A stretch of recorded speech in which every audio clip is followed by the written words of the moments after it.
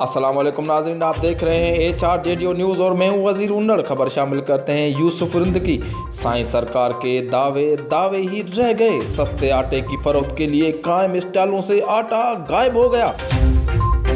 नवाबशाह शहर में सस्ता आटा फराहम करने के लिए सिंध हुकूमत की जानिब से मुत्तहद स्टॉल लगाए गए थे, जहां से शहरियों को सस्ता आटा बेचा जा रहा था।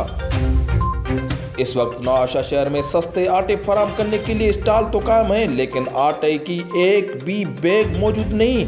शहरियों का कहना है कि सस्ते आटे की कैंप तो कायम है, लेकिन आटा मौजूद नहीं। शहरियों ने मुतालबा किया है कि स्टॉलों पर आटे की फराहमी यकीनी बनाई जाए। राब्ता करने पर असिस्टेंट कमिश्नर तारिक सोलंकी ने बताया कि बहुत जल्द स्टॉलों पर आटा पहुंचाया जाएगा।